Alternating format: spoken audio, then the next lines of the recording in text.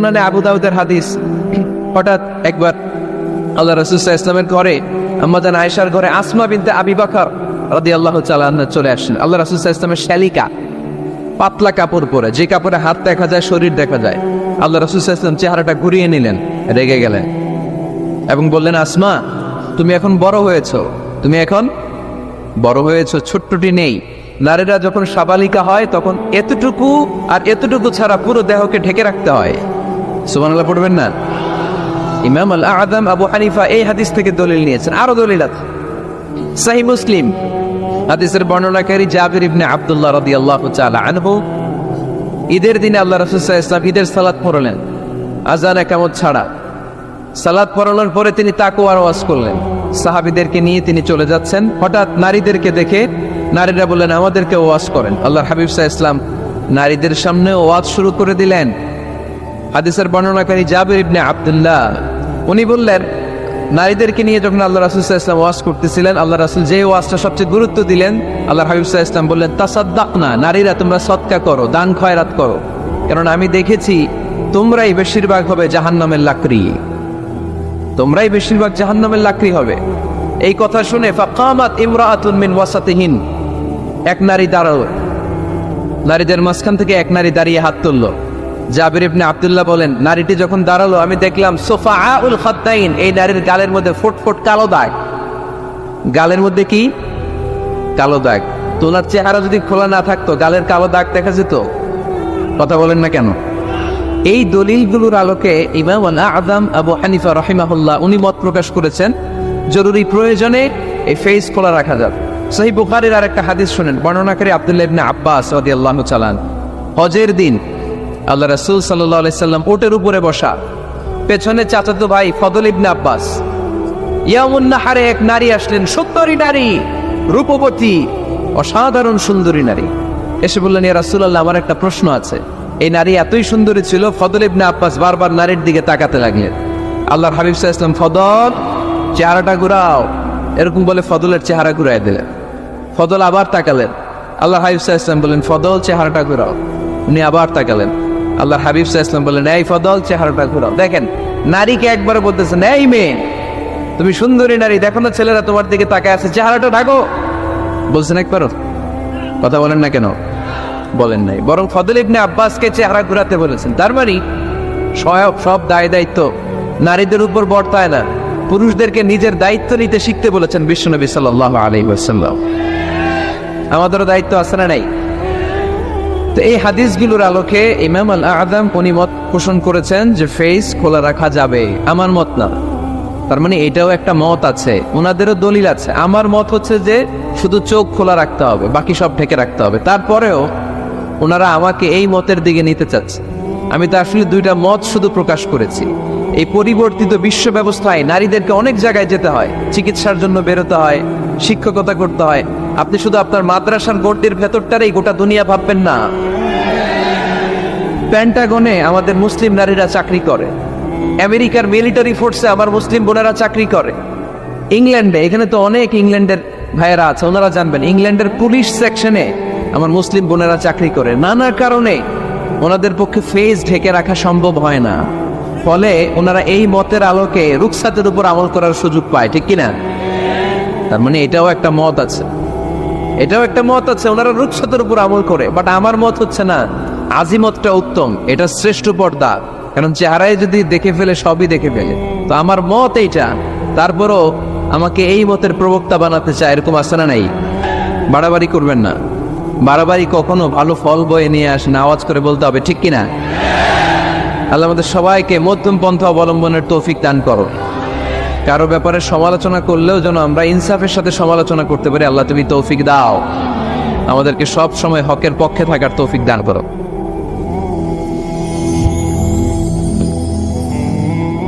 Levels TV 24. Enjoy by listening to the Holy Quran. এটা হচ্ছে পরিবার। আলোচনার বিষয় কি? সবাই বলতে হবে আলোচনার বিষয়। আমাদের পরিবার আছে না? পরিবার হচ্ছে শান্তির নীড়। যার পরিবার নাই সে নীড়হারা পাখির মতো, ঠিক কিনা? এর সেবা করার কেউ নাই, এর খোঁজ খবর নেয়ার কেউ নাই, একে ভালোবাসার কেউ নাই। পরিবারের ভেতরে আছে ভালোবাসাবাসী, পরিচর্যা, অসুস্থ হলে সেবা শুশ্রূষা, যত্ন আত্মি, আমরা একটা প্রশান্তির জায়গা খুঁজে পাই পরিবারের ভেতরে, ঠিক কিনা? এজন্য আমি যদি জান্নাতে যাই, আমি চাই আমার পরিবারের সবাইকে নিয়ে যাব, ঠিক কিনা? নাকি আপনারা একা একা জান্নাতে যাবেন? একা একা জান্নাতে যেতে চান কারা কারা? দেখি হাত তোলেন। হ্যাঁ, ওই যে হাত তুলছে, একা একা যাইতে আয় বালাদা। একা একা যাওয়া যাবে না, আমরা সবাই মিলে যাবো ইনশাআল্লাহ। পড়েন। এজন্য রব্বুল আলামিন বলেন, ইয়া আইয়ুহাল্লাযীনা আমানু কু আনফুসাকুম ওয়া আহলিকুম নারা ওয়াকুদুহান নাসু ওয়াল হিজারা আলাইহা মালাইকাতুন গিলাযুন শিদাদুন লা ইয়াসুনাল্লাহা মা আমারাহুম ওয়ায়াফআলুনা মা ইউমারুন। সুবহানাল্লাহ পড়েন। আল্লাহ ডেকে বললেন, ও বিশ্বাসীরা শোনো শোনো, তোমরা নিজেদেরকে জাহান্নামের আগুন থেকে বাঁচাও, নিজেদের পরিবার বর্গকেও ওই জাহান্নামের আগুন থেকে বাঁচাও, যেই জাহান্নামের রক্ষী ফেরেশতারা খুব নির্দয়, খুব নির্মম, এদের চেহারায় হাসি নাই। রব্বুল আলামিন তাদেরকে যা আদেশ করে তারা তাই পালন করে। ওই ফেরেশতারা আল্লাহর কোনো আদেশের অবাধ্য হয় না। ওই জাহান্নামকে ভয় করো, আর জাহান্নাম থেকে নিজেও বাঁচো, নিজের পরিবারকেও বাঁচাও। নিজেও বাঁচতে হবে, পরিবারকেও বাঁচাতে হবে। নিজেও জান্নাতে যেতে চাই, আব্বা আম্মা, স্ত্রী, সন্তান, ভাই বোন সবাইকে নিয়ে জান্নাতুল ফেরদাউসে থাকতে চাই, ঠিক কি না? এজন্য রব্বুল আলামিন বিশ্বনবীকে আদেশ করলেন, ওয়া'মুর আহলাকা বিস-সালাতি ওয়াসতাবির আলাইহা। ও নবী, আপনি আপনার ফ্যামিলির সদস্যদেরকে সালাতের আদেশ করেন এবং নিজেও সালাত পালনে সচেষ্ট হন। একা একা সালাত পালন করলে হবে না, আপনার পরিবারের সবাইকে আপনি মুসল্লি বানান। নিজেও সালাত পড়েন, সন্তানদেরকেও সালাত কায়েমকারী বানান। আপনি একা একা নামাজ পড়েন, আপনার ছেলে নামাজ পড়েন, এরকম আসরা নাই? বাবা নামাজ পড়ে, মা নামাজ পড়েন, আসরা নাই? ভাই নামাজ পড়ে, বোন নামাজ পড়েন, আসরা নাই? আচ্ছা, আমি জান্নাতে থাকবো, আমার মা থাকলে জাহান্নামে, এটা ভাল লাগবে? আমি থাকবো জান্নাতে, আমার আব্বা জাহান্নামে, ভাল লাগবে কার কার? আমি থাকবো জান্নাতে, আমার ছেলে মেয়েগুলো জাহান্নামে। আমি জান্নাতের নাজ নিয়ামত ভোগ করবো, আমার স্ত্রী থাকবে জাহান্নামের আগুনে, এটা আমাদের ভালো লাগবে? এজন্য মুমিন পরিবারের সবাই আমরা জান্নাতে যেতে চাই। আমিও যাব, মা বাবাও যাবে, আমার স্ত্রী সন্তানরাও যাবে। এজন্য রব্বুল আলামিন বিশ্বনবীকে বললেন, নবী নিজেও জাহান্নামের আগুন থেকে বাঁচেন, আপনার পরিবার বর্গকেও জাহান্নামের আগুন থেকে বাঁচান। নিজেও বাঁচেন, পরিবারকেও বাঁচান। এজন্য মুসল্লি ভাইরা সাবধান, একা মুসল্লি হয়েন না। ইসলাম পালনকারীরা সাবধান, একা ইসলাম পালনকারী হবেন না। ফ্যামিলির সবাইরে মুসল্লি বানাইতে হবে, সবাই মিলে ইসলাম পালন করতে হবে, সবাই মিলে ঘরটার একটা জান্নাতের টুকরা বানাতে হবে, ঠিক কিনা? মুমিন জীবনে পরিবারের গুরুত্ব অনেক বেশি। ফ্যামিলি হচ্ছে এই পৃথিবীর সর্বপ্রথম ইনস্টিটিউশন, প্রতিষ্ঠান। এক একটা পরিবার এক একটা কি প্রতিষ্ঠান, ইনস্টিটিউশন। গোটা বিশ্বে যদি ইসলাম পালন নিষিদ্ধ হয়, আমার পরিবারে আমার ইসলাম পালনের সুযোগ আছে না নাই? কথা কি বুঝতেছেন? বাংলাদেশে ইসলাম পালন নিষিদ্ধ করে দেওয়া হলো, মসজিদে যাওয়া নিষিদ্ধ করে দেওয়া হলো, তাফসির মাহফিল নিষিদ্ধ করে দেওয়া হলো, জুমার খুতবা নিষিদ্ধ করা হলো, ইসলামের সব অনুশাসন পালনকে রাষ্ট্রীয়ভাবে নিষিদ্ধ করা হলো। কিন্তু আমার পরিবারের ভেতরে ইসলাম পালনের সুযোগ আছে না নাই? আমার বেডরুমের ভিতরে কেউ নিষিদ্ধ করতে পারবে কিছু? কথা বলেন। এজন্য গোটা বিশ্বেও যদি ইসলাম পালন নিষিদ্ধ হয়, আমার পরিবারে ইসলাম পালনের সুযোগ আছে না নাই? এজন্য পরিবার অনেক গুরুত্বপূর্ণ। মুমিন পরিবার এটা আল্লাহর পক্ষ থেকে নেয়ামত। আর মুমিন পরিবারে ভালোবাসার ভিত্তি হচ্ছে ঈমান। মুমিন না হলে মুমিন পরিবারের সদস্য হওয়া যায় না। নূহ আলাইহিস সালাম আল্লাহরে বললেন, আল্লাহ এই মহাপ্লাবনে আপনি আমার ছেলেকে মারবেন না। ইন্নাহু মিন ইবনি, নিশ্চয়ই এই ছেলেটা সে আমার সন্তান, আমার ঔরসজাত। আল্লাহ বললেন, না নূহ, তুমি ভুল বলেছো, সে তোমার সন্তান নয়। ঔরসজাত হলেই সন্তান হয় না, ঈমান আনা লাগে। চিল্লায় বলেন ঠিক কি না? নূহ আলাইহিস সালামের এই মহাপ্লাবন নূহ আলাইহিস সালামের সন্তান কানাআনকে রক্ষা করতে পারে নাই। এজন্য মুমিন পরিবারের ভালোবাসার ভিত্তি হচ্ছে ঈমান। আওয়াজ করে বলতে হবে, বিশ্বাসীদের পরিবারের ভালোবাসার ভিত্তি কি? আরে জোরে বলেন, ভিত্তি কি? ঈমান। এজন্য আমাদের পরিবারগুলো আমাদের জন্য রহমত। আমাদের পরিবারগুলো আমাদের জন্য আল্লাহ তাআলার পক্ষ থেকে মার্সি, ব্লেসিংস এন্ড বাউন্টিজ। এই পরিবারের বন্ধন যেন কখনো নষ্ট না হয়, আমরা যেন পারিবারিক সম্প্রীতি, ভালোবাসা কখনো নষ্ট না করি। এখন ওয়েস্টের ধাক্কায়, পাশ্চাত্যের কালচারের ধাক্কায় আমাদের পরিবারগুলো নষ্ট হতে শুরু করেছে, ঠিক কিনা? আপনি খেয়াল করে দেখবেন, পাশ্চাত্যে এখন পরিবারগুলোর খুব মারাত্মক অবস্থা, ভঙ্গুর পারিবারিক ব্যবস্থা। এদের পরিবার টেকে না, এরা তো বিয়েই করে না। এরা বিয়ের চেয়ে বেশি পছন্দ করে লিভ টুগেদার। আছে না নাই? বিয়ে করে না, লিভ টুগেদার পছন্দ করে, ফ্রি সেক্স, অবাধ যৌনাচার, হোমোসেক্সুয়ালিটি, সমকামিতা, ছেলেতে ছেলেতে বিয়ে, মেয়েতে মেয়েতে বিয়ে। বিয়ে যাক দু একটা হয়, এগুলো 6 মাস 1 বছরের বেশি টিকে না। ডিভোর্সের সংখ্যা বেশি, ভ্রূণপাত, সন্তান হত্যা করার সংখ্যা বেশি, সুইসাইডের সংখ্যাও বেশি, ঠিক কিনা? রাইফেল একটা নিয়ে বের হয়ে রাস্তায় 4-5 জনকে শুট করে, পরে নিজের মাথায় নিজে গুলি করে নিজেও মরে যায়। কেন যে এগুলা করছে সে নিজেও জানে না। এরকম বিকৃত মস্তিষ্কের লোক পাশ্চাত্যে আছে না নাই? কারণ এদের পরিবার নাই, কারো বাবা আছে মা নাই, কারো মা আছে বাবা নাই। এজন্য পরিবারগুলো আল্লাহ তাআলার পক্ষ থেকে আমাদের জন্য নে'মা, অনেক বড় রহমত, অনেক বড় বরকত। এজন্য ইসলাম পরিবার গঠন করতে বলেছে, ইসলাম পরিবারকে সংরক্ষণ করতে বলেছে, ইসলাম এই ফ্যামিলি ইনস্টিটিউশনকে আরো শক্তিশালী করতে বলেছে। চিল্লায় বলেন ঠিক কিনা? এই কোরআনে পরিবার নিয়ে অনেক কথা, ফ্যামিলি ম্যাটার্স নিয়ে কোরআনে একটা সূরা আল্লাহ নাজিল করেছেন, সূরাতুত তালাক, অ্যাড্রেসিং দ্য ফ্যামিলি অ্যাফেয়ার্স। শুধু ফ্যামিলি রিলেটেড কথা এই সূরাতুত তালাকে। আবার একটা পরিবার আল্লাহ তাআলার কাছে এতটাই প্রিয় ছিল, ওই পরিবারের নামে আল্লাহ কোরআনে একটা সূরাই দিয়ে দিয়েছেন, সূরাতু আলে ইমরান। ইমরানের পরিবারের নামে সূরা। সুবহানাল্লাহ পড়বেন না?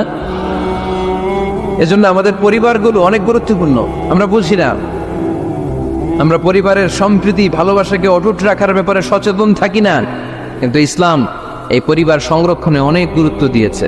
আমাদের পরিবারগুলো সুখী হোক, সমৃদ্ধ হোক, শান্তিময় হোক, আমরা চাই কি চাই না? আওয়াজ করে বলেন না, চাই কি চাই না? এজন্য আজকের আলোচনার বিষয় হচ্ছে পরিবার। সুখী পরিবারের ফর্মুলা আজকে আপনাদেরকে শোনাবো, কি করে পরিবারকে সুখে রাখতে হয়, শান্তিতে রাখতে হয়। কোরআনের আলোকে শুনতে চান? শুনতে চান সবাই? কষ্ট হচ্ছে না তো? নাকি স্লোগান দিতে চান? স্লোগান চান কারা কারা দেখি? স্লোগান দাও তো একজন, আওয়াজ করে।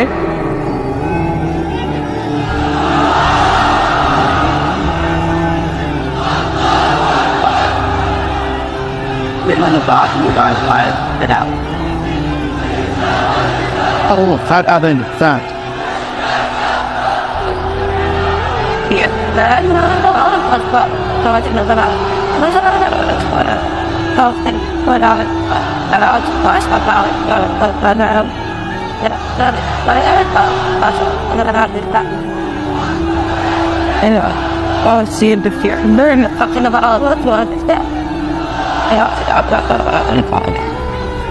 That's how things go down. He's saying that the world was right after she has it. You seem great. Nice. Or you that do it. What? Now I'm about God. And the truth about like what's in my thought, like matters. And I thought I had such mother. It's the third. How could I support it? What else I got out? Well, I cannot just there. So, you know, it was she has to like, and now that's the part of her says it's. মাশাআল্লাহ।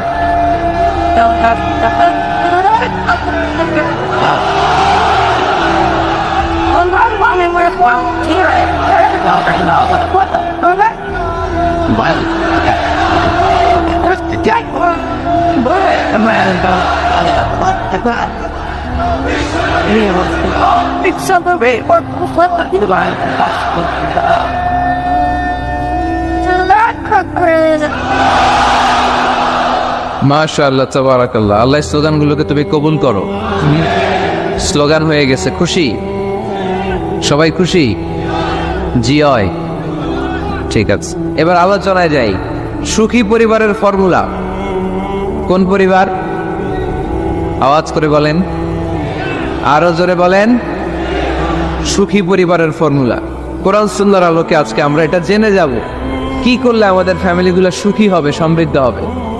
কোরআন থেকে আমরা যদি prescription নেই, তাহলে কোরআন বলে আমাদের ফ্যামিলিগুলোকে সুখী আর শান্তিময় করতে হলে আমাদের ফ্যামিলির ভেতরে একে অপরকে সালাম দেওয়ার প্রচলন বাড়াইতে হবে। কি দিবেন? আওয়াজ করে বলেন, কি দিবেন? فَإِذَا دَخَلْتُمْ بُيُوتًا فَسَلِّمُوا عَلَى أَنفُسِكُمْ تَحِيَّةً مِّنْ عِندِ اللَّهِ مُبَارَكَةً طَيِّبَةً।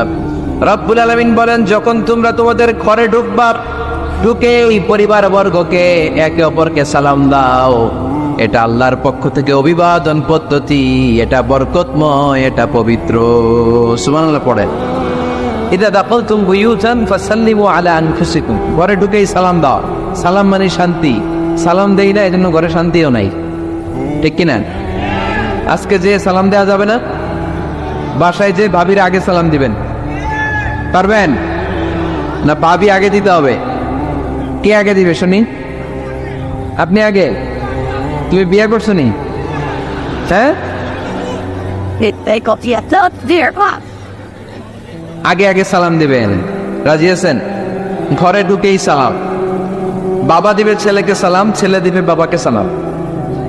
স্বামী দিবে স্ত্রীকে সালাম, স্ত্রী দিবে স্বামীকে সালাম। ভাই দিবে বোনকে সালাম, বোন দিবে ভাইকে সালাম। সালাম মানে শান্তি। সালাম নাই, এজন্য ঘরেও শান্তি নাই। চিল্লায় বলেন ঠিক কি না? এজন্য আল্লাহ বললেন, তোমার ঘরে যখন তুমি ঢুকবা, ফাইদা দাখালতুম বুয়ুতা ফাসাল্লিমু আলা আনফুসিকুম, তোমরা নিজেদেরকে সালাম দাও। তাহিয়াতাম মিন ইনদিল্লাহ, এটা আল্লাহর পক্ষ থেকে অভিবাদন পদ্ধতি। মুবারাকাতান তাইয়্যিবা, এই সালামের মধ্যে আছে বরকত, এটা পবিত্র। এজন্য ঘরে যদি আমরা সালামের প্রচার প্রসার বাড়াই, আমাদের ঘরগুলোরে শান্তিময় করবে কে? এটা হচ্ছে নিজেদের ঘর। নিজেদের ঘরে ঢুকলাম, সালাম দিলাম। অন্যের ঘরে তার সালাম টালাম লাগবে না, না? অন্যের ঘরেও লাগবে। সে আদেশ কোরআনের ভেতরে আছে না নেই? রব্বুল আলামিন বলেন, ইয়া আইয়ুহাল্লাযীনা আমানু লা তাদখুলু বুয়ুতান গায়রা বুয়ুতিকুম হাত্তা তাস্তানিসু ওয়া তুসাল্লিমু আলা আহলিহা। সুবহানাল্লাহ পড়েন। আল্লাহ রেখে বললেন, ও ঈমানদার, ও বিশ্বাসীরা, অন্যের ঘরে যখন তোমরা প্রবেশ করবা, খবরদার প্রবেশ করার আগে অনুমতি নিয়ে নাও। অনুমতি নেওয়ার পাশাপাশি ঘরে ঢোকার আগে সালাম দিয়ে দাও। সুবহানাল্লাহ পড়ে। তাহলে নিজের ঘরে ঢুকি আর অন্যের ঘরে ঢুকি, ঢুকে কি দিব? আওয়াজ করে বলতে হবে, কি দিব? সালাম। আমি আপনাদেরকে সালাম দেই, উত্তর দেন, আসসালামু আলাইকুম ওয়া রাহমাতুল্লাহ।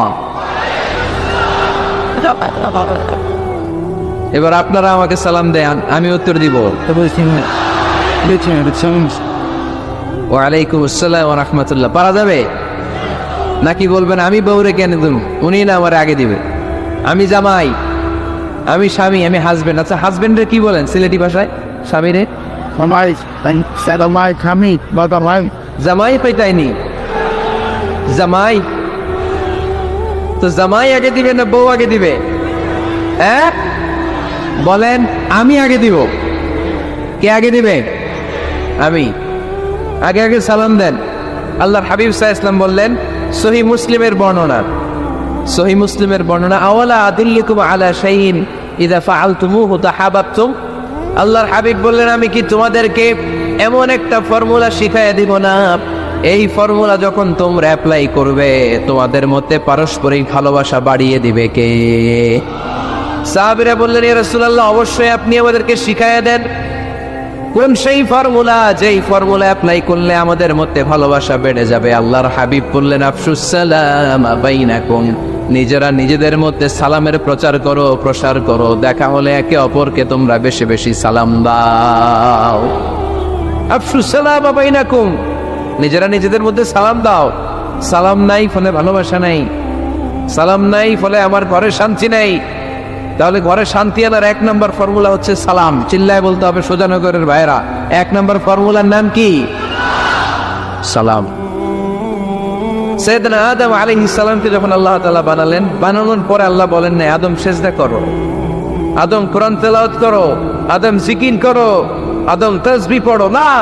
আল্লাহ প্রথম যে আদেশটা দিয়েছেন সেটা হচ্ছে সাল্লিম, আদম সালাম দাও। আদম কি দাও? সালাম দাও। আল বাদিউ বিসসালামি বারিউম মিনাল কিবর, আগে আগে যে সালাম দেয় তার অন্তর থেকে অহংকার উঠিয়ে নেয় কে? আমাদের অন্তরে অহংকার আছে না নাই? যাদের অন্তরে বেশি বেশি অহংকার, তার আমরা বেশি বেশি সালাম দিব। আমাদের হৃদয়টাকে অহংকার মুক্ত করে দিবে কে? সেই বুখারীর বর্ণনা, লাম্মা খালাকাল্লাহু আদম ওয়া কানা তুলুহু 60 যিরাআন, রব্বুল আলামিন সাইয়েদনা আদম আলাইহিস সালামকে যখন তৈরি করলেন 60 হাত লম্বা করে বানালেন।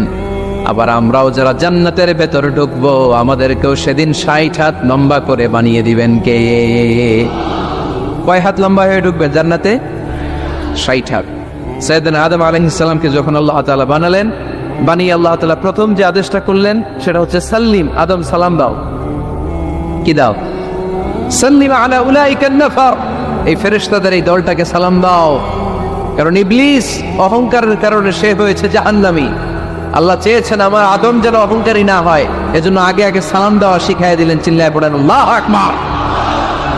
আগে যে সালাম দেয় তার হৃদয় থেকে অহংকারকে আল্লাহ মুক্ত করে দেয়, এজন্য আগে সালাম দিবেন। মুরব্বীরা বসে থাকবেন না যে বাচ্চাটা আমার আগে দিবে। অনেক মুরব্বীরা এরকম করে যে আমি দেবো কেন, আমি তো মুরব্বী, ছোটরা আমারে দিবে, এরকম আছে না নাই? না, আপনি দেন না। আপনি কয়েকদিন দিতে দিতে লজ্জায় পড়ে বাচ্চাটাও আপনার সালাম দিতে শুরু করবে, ঠিক কিনা? আপনি আপনার স্ত্রীকে কয়েকদিন দিয়ে দেখেন না, কয়েকদিন দিয়ে দেখেন, দেখবেন কয়েকদিন পরে আপনার স্ত্রীও আপনাকে সালাম দিতে শুরু করবে, ঠিক কিনা? এজন্য ফ্যামিলিতে সুখ শান্তি আনার প্রথম মাধ্যম হচ্ছে সালাম। প্রথম মাধ্যম কি? সালাম দিন আর সালামতে থাকুন। সালাম দিন আর কিসে থাকুন? সালামতে থাকুন। জান্নাতে যখন জান্নাতীরা যাবে, জান্নাতীদেরকে বারবার সালাম দেওয়া, প্রতিটা গেটেই ফেরেশতারা সালাম দিবে। চিল্লায় পড়ে আল্লাহু আকবার। ফেরেশতারা বলবে সালামুন আলাইকুম তিবতুম ফাদখুলুহা খালিদিন। ও জান্নাতীরা আসেন, বসেন, আল্লাহর পক্ষ থেকে আপনাদের জন্য সালাম। ওয়া তাহিয়াতুহুম ফিহা সালাম, জান্নাতের অভিবাদন পদ্ধতির নাম হচ্ছে সালাম। জান্নাতীরাও একে অপরকে সালাম দিবে। সুবহানাল্লাহ পড়েন। জান্নাতে ঢুকলেই সালাম, জান্নাতে বসলেই সালাম, জান্নাতে একে অপরের সাথে দেখা হলেই সালাম। তাই যারা ঘরের ভিতরে জান্নাতি আমেজ উপভোগ করতে চান তারা একে অপরকে সালাম দিবেন। রাজি আছেন? সালাম দিন আর সালামতে থাকুন। ঘরে যারা জান্নাতি সুখ অনুভব করতে চান তারা সালাম দিবেন। তাহলে আজকে থেকে ঘরে সুখ সমৃদ্ধি আর শান্তি ফিরিয়ে আনার প্রথম ফর্মুলা আমরা জানলাম সালাম। চিল্লায় বলেন প্রথম ফর্মুলা কি? মনে থাকবে না বলে যাবেন? বাসায় যে আজকে সালাম দেয়া যাবে? সবাই পারবেন? মাশাআল্লাহ। 1 নম্বর পয়েন্ট শেষ। ঘরে শান্তি রাখার, রহমত রাখার 2 নম্বর পদ্ধতি হচ্ছে ঘরে ছবি টাঙিয়ে রাখবেন না। ছবি না, বিয়ের ছবি টাঙিয়ে রাখবেন না। মৃত আব্বা আম্মার ছবি বাধাই করে টাঙিয়ে রাখবেন না। নেতা নেত্রীর ছবিও টাঙিয়ে রাখা যাবে না, এটা নিষেধ। রহমতের ফেরেশতারা আসে না, ঘরে ঢুকে না। ইন্নাল মালাইকাতা লা তাদখুলু বাইতান ফীহি তামাসিল ওয়া সূরা, যে ঘরে মূর্তি আছে আর ছবি টাঙিয়ে রাখে ওই ঘরে রহমতের ফেরেশতা প্রবেশ করে না। তো ঘরে যে রহমত নাই, শান্তি নাই, আপনি রহমতের ফেরেশতা আর ঢুকার ব্যবস্থাই তো রাখেন নাই। এত রহমত নিয়ে আসতে চায় কিন্তু ঢুকতে পারেন না, ওই যে ছবি টাঙিয়ে রাখছেন।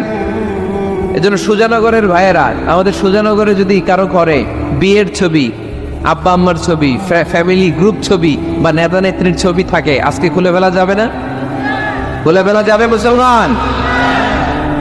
খুলে ফেলবেন। হ্যাঁ, আপনি ফ্যামিলি গ্রুপ ছবি রাখতে পারেন। আব্বা আম্মা ভাই বোন সবাই মিলে একটা গ্রুপ ছবি তুললে স্মৃতির জন্য রাখা যায়। এটা অ্যালবাম বন্দি করে রাখবেন, মাঝে মাঝে দেখবেন। দেখলে মৃত্যুর কথা স্মরণ হয়। আয় রে, 10 বছর আগের ছবিটা দেখলে কি কুচকুচে কালো দাড়ি ছিল আমার, এখন সাদা হয়ে গেছে, ঠিক কিনা? তখন বুঝবেন যে মৃত্যুর দিকে আমি এগিয়ে যাচ্ছি। এই দুনিয়াটা ক্ষণিকের, একটা ধোঁকা, একটা মরিচিকা, একটা লোভ আর লালসার পেছনে আমরা ছুটে বেড়াচ্ছি। ধোঁকা, আসল জীবন কবরের জীবন। আওয়াজ করে বলতে হবে, ঠিক কিনা? একদিন মাটির ভেতরে হবে ঘর, রে মন আমার কেন বান্ধ দালান ঘর, রে মন আমার কেন বান্ধ দালান ঘর। প্রাণ পাখি উড়ে যাবে পিঞ্জর ছেড়ে,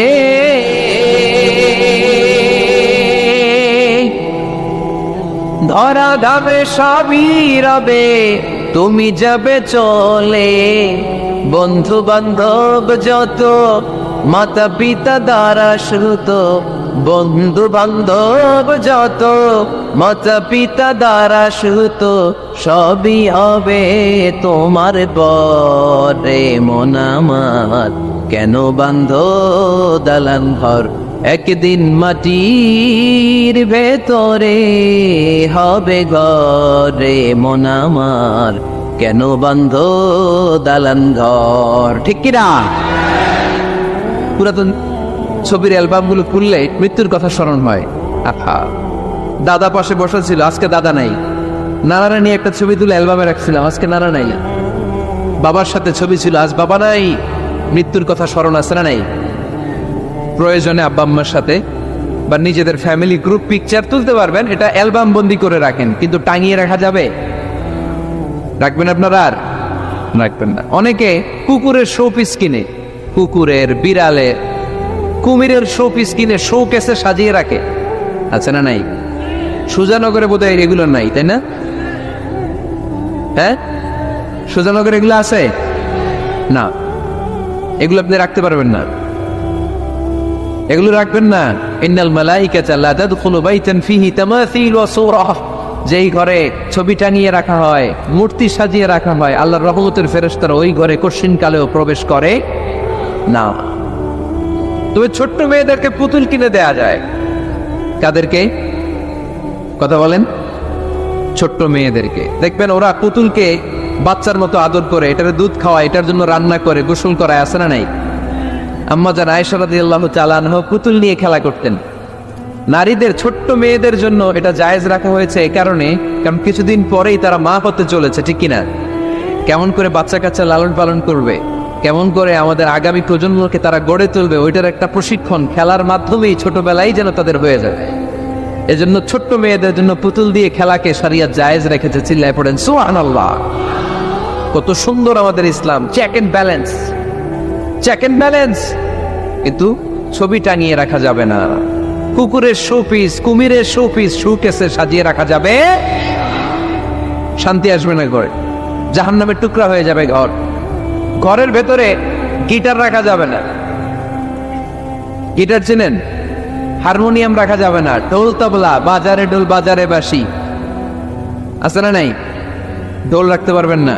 বংশী বাজায় কে রে সখী, বংশী বাজায় কে? বংশী রাখা যাবে না। বংশী মানে বাঁশি।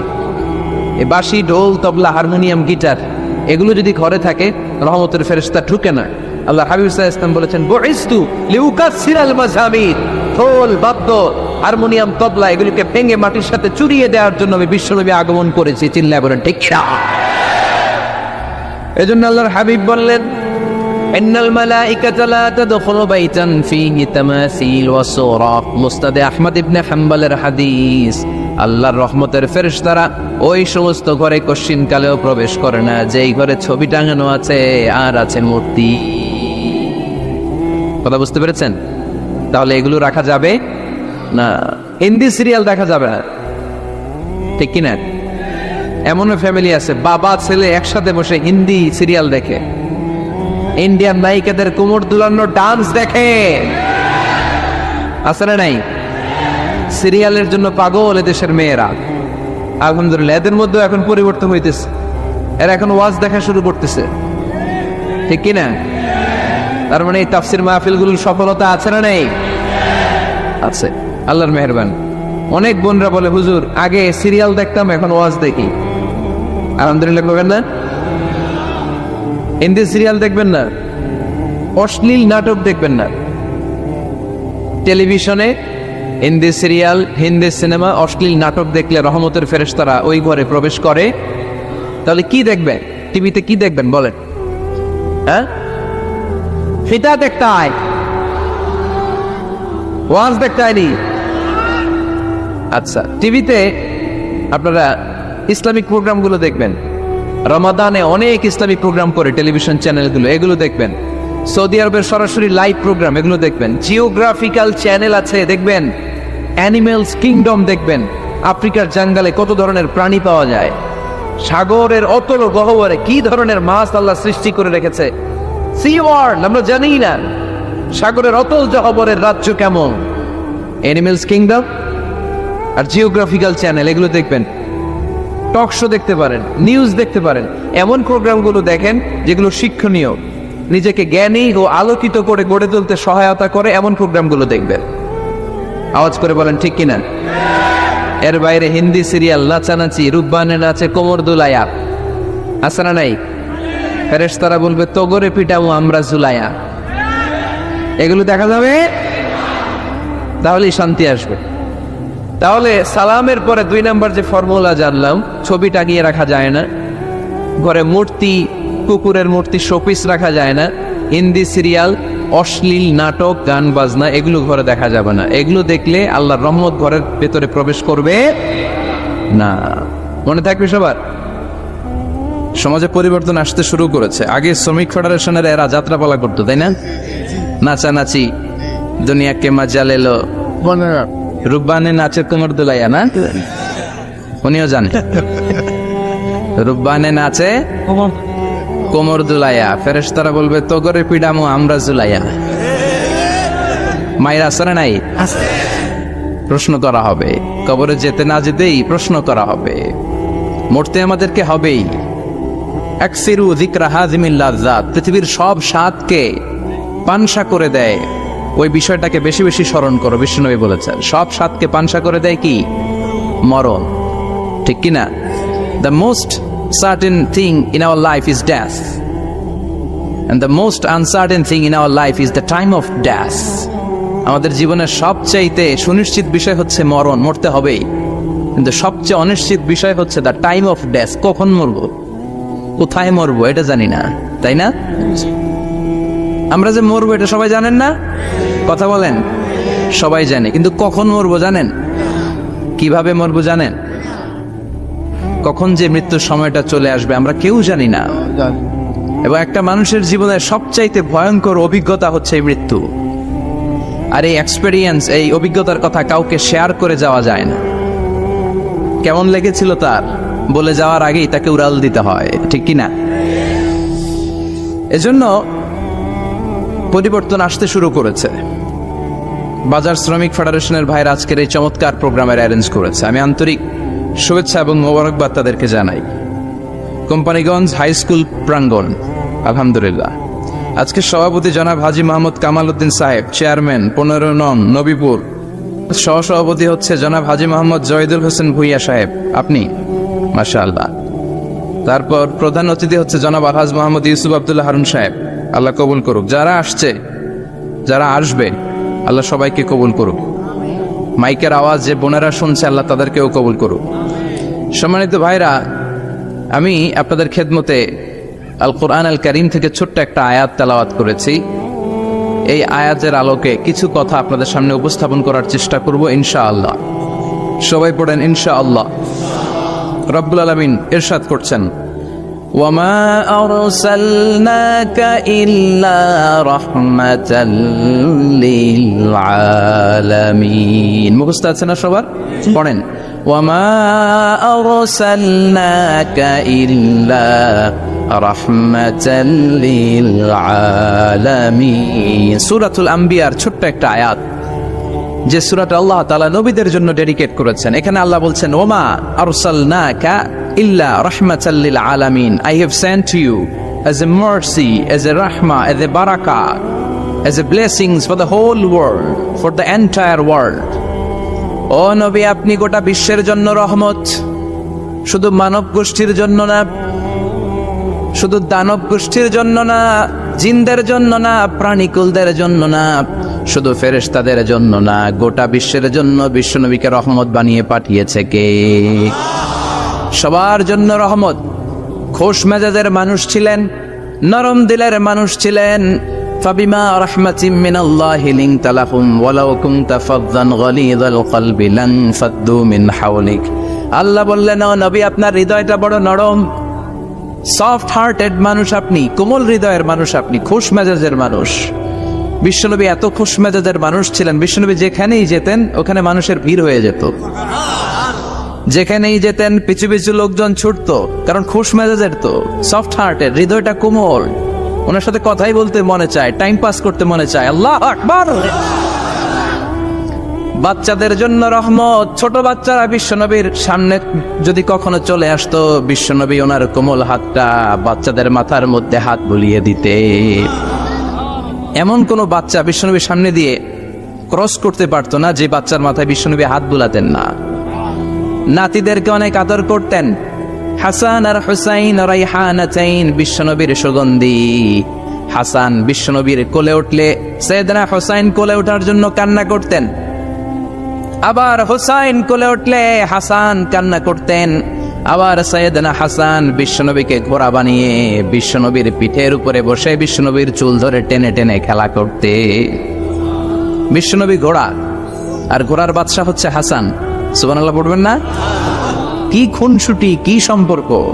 স্ত্রীদের সাথে ভালো আচরণ, কম্প্যানিয়ন্স যারা আছে সাথীদের সাথে ভালো আচরণ, সবার সাথে ভালো আচরণ, সবার জন্য রহমত।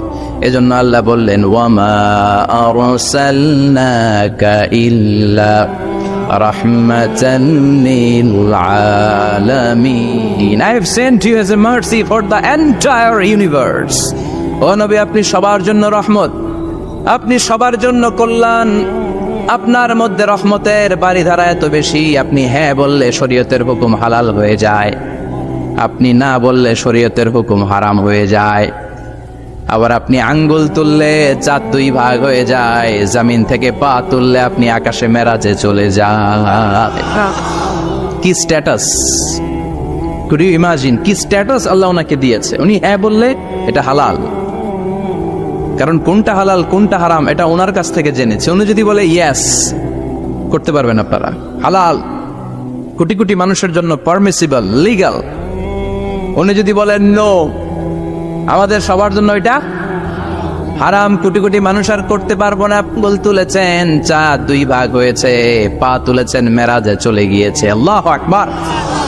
তার মানে এমন নবী যে নবীর হা এবং না এগুলো শরীয়তের দলিল, ঠিক কিনা? এ নবী এমন নবী, এ নবীরে বাদ দিলে কোরআন বোঝা যায় না, এ নবীরে বাদ দিলে হাদিস বোঝা যায় না, এ নবীরে বাদ দিলে নামাজ বোঝা যায় না, ঠিক কিনা? কারণ কেমন করে নামাজ পড়তে হবে এই নবী আমাদেরকে হাতে কলমে শিখিয়েছে। সাল্লু কামা রাআইতুমুনি উসাল্লি, আমি যেমনি সালাত পড়ি তেমনি পড়ো। বিশ্বনবী যেমন শিখিয়েছেন তার বাইরে অন্য কোন নিয়মে সালাত পড়লে হবে নাকি? কথা বলেন।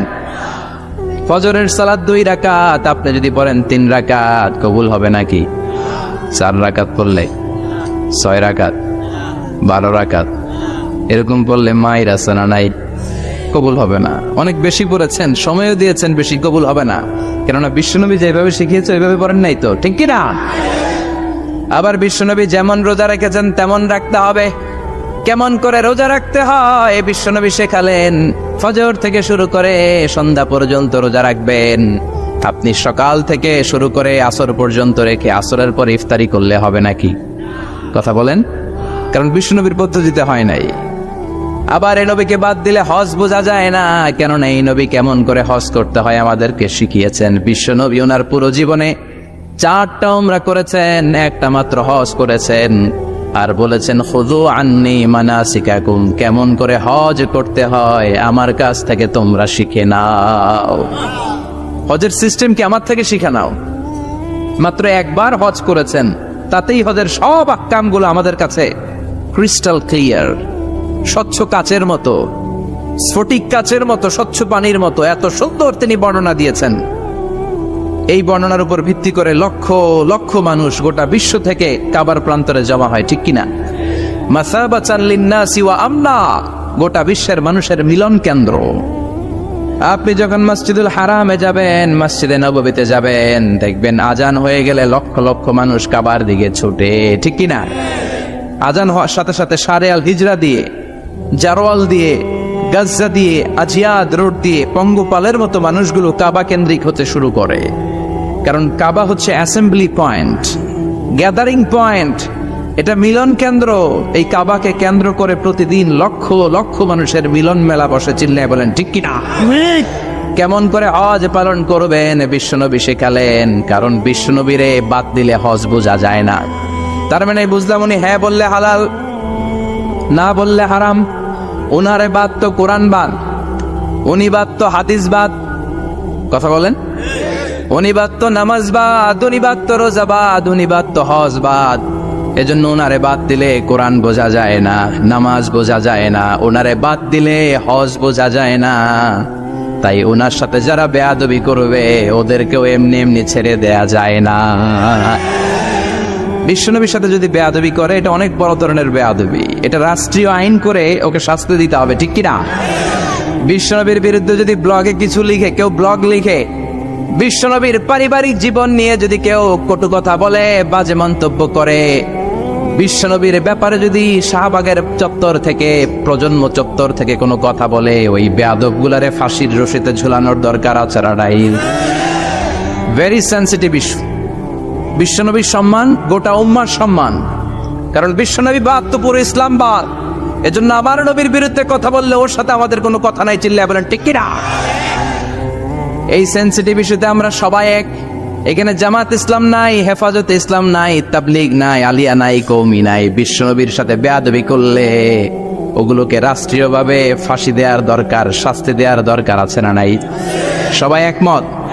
এই বেয়াদবগুলোর সাথে আমাদের কোনো সম্পর্ক নাই। চিল্লায় বলেন ঠিক কিনা? এই বেয়াদবগুলো যদি নবীর ব্যাপারে আর কিছু বলে সবাই মাঠে নামতে রাজি আছেন তো? এদের বিরুদ্ধে মুষ্টিবদ্ধ হাত নিয়ে ময়দানে থাকতে রাজি আছো তো মুসলমান?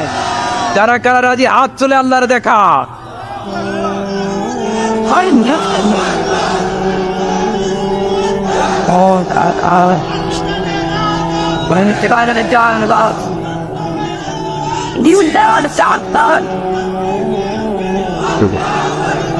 Inshallah. আল্লাহ তুমি কবুল করো। বিশ্বনবীর ভালোবাসা যেন আমরা অন্তরে রাখতে পারি, তুমি তৌফিক দাও। বিশ্বনবীর অনুসরণ এবং ভালোবাসা ছাড়া আল্লাহকে পাওয়া যাবে? আল্লাহকে যে পাইতে চায় হাজরাতের অনুসরণে, আরশ কুরসি লৌহ কালাম না চাইতে পেয়েছে সে।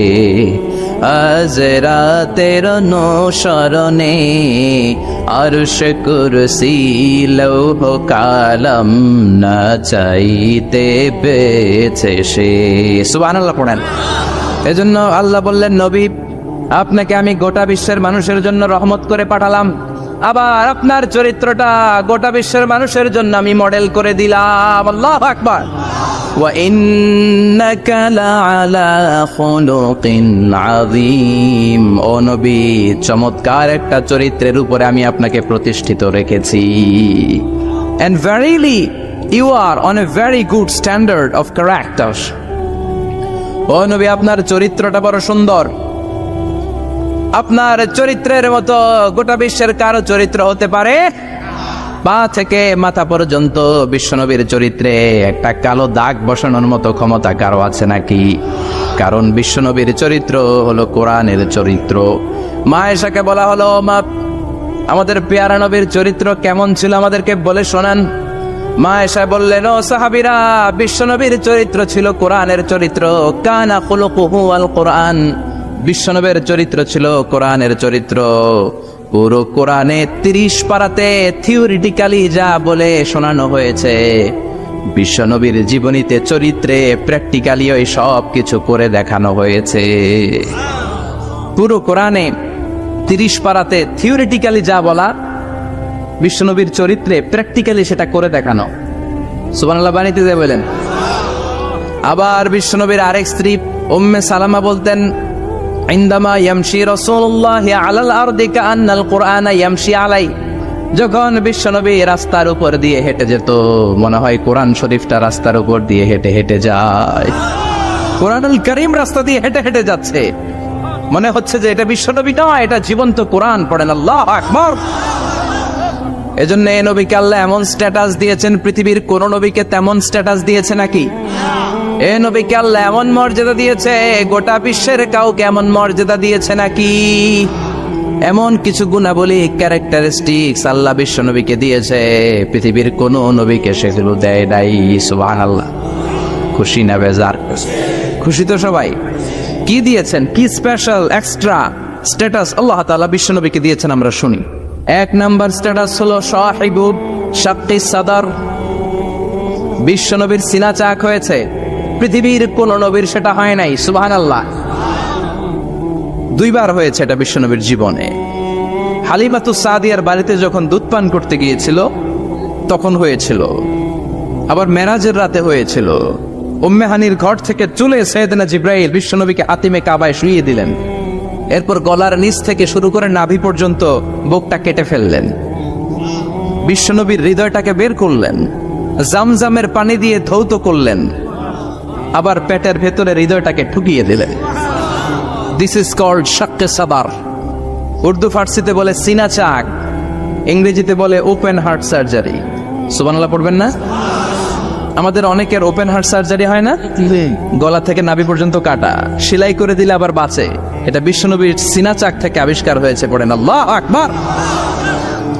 যে সমস্ত সাহাবারা বিশ্বনবীকে খালি গায়ে দেখেছে, উদম গায়ে দেখেছে, তারা বর্ণনা করেছে 2টা কাপড় মাঝখান দিয়ে সেলাই করলে যেমনি দাগ দেখা যায়, আমরা বিশ্বনবীর গলা থেকে নাভি পর্যন্ত এরকম সেলাইয়ের দাগ দেখতে পেয়েছি। শাক্কুস সাদর, special status of the last Messenger Muhammad সাল্লাল্লাহু। আর কোন নবীকে আল্লাহ এটা দেয় নাই। খুশি না বেজার? নারীরা কতটুকু পর্দা করবে, কতটুকু পর্দার হুকুম কি, সেখানে আমি বলেছি পর্দা করা ফরজ। এই পর্দা আপনার অধিকার, এটা আপনার আভিজাত্যের প্রতীক, আপনার রুচির প্রতীক। এটা বলে কতটুকু পর্দা, সেক্ষেত্রে আমি 2টা মত উল্লেখ করেছিলাম। 2টা মত উল্লেখ করেছি। মত নাম্বার 1, সারা শরীর ঢেকে রাখবে, ফেসটা খোলা রাখবে, হাত খোলা রাখবে, এটা একটা মত। আরেকটা মত, সব ঢেকে রাখতে হবে, শুধু চোখ খোলা, তাই না?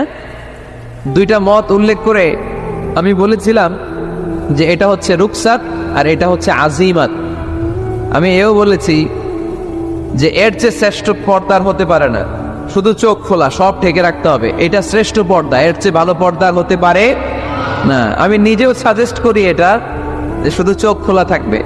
আবার ওই প্রশ্নের উত্তরে এও বলেছি চেহারা হচ্ছে সৌন্দর্যের রাজধানী, চেহারাই যদি দেখা হয়ে যায় তো সব দেখা হয়ে যায়, এজন্য এটা আমি সাজেস্ট করেছি। তারপরে এরা আমার ধাক্কাইতে ধাক্কাইতে ওই মতের দিকে নিতে চায়, আছে না নাই? তো এই যে 3 বার যে আমি এই কথা বললাম, এগুলো শুনবার সময় কি কানে তুলা দিয়ে রাখছিলেন? হ্যাঁ, তখন কি শোনেন না? এগুলো মত 2টা বললাম কেন আমি? হুজুর 2টা কেন বলবেন? অন্য মতের প্রতি আপনার এত শ্রদ্ধা কেন? আমগো তো নাই। এই হয়েছে সমস্যা। ক্লিয়ার কাট কথা। পর্দার ক্ষেত্রে 2টা মতের উল্লেখ করেছি প্রিয় ভাইয়েরা। বলেছি এক মত বলেছে ফেস খোলা, হাত খোলা, আরেক মত বলেছে শুধু চোখ খোলা, এবং আমি বলেছি এইটা শ্রেষ্ঠ পর্দা, এর চেয়ে ভালো পর্দা হয় না। বলছি না আমি? আবার বলছি যে আমি সাজেস্ট করি এটাই সবচেয়ে ভালো, এটা করবেন। এবং শেষে বলেছি চেহারা হচ্ছে সৌন্দর্যের রাজধানী, চেহারাই যদি দেখা হয়ে যায় তো সব দেখা হয়ে যায়। এগুলো কি প্রমাণ করে আমি এই মতের পক্ষে না এই মতের পক্ষে? বায়ে না ডানে? ডানে। তো আমি এই মত অবলম্বন করি, মানে আপনাদের যেই মত আমারও এই মত। আমার ধাক্কা মারতেছেন কেন? ধাক্কাইতেছেন কেন আমাকে? ধাক্কাই আমার ওই মতে নিতে চায়, এটা ঠিক না। বাড়াবাড়ি কখনো কল্যাণ বয়ে নিয়ে আসে না। আওয়াজ করবেন না, মনোযোগ দিয়ে শোনেন। এই যে মত, এটা আমার মত না, এটা অনেক স্কলারদের মত। নারীরা শুধু ফেস খোলা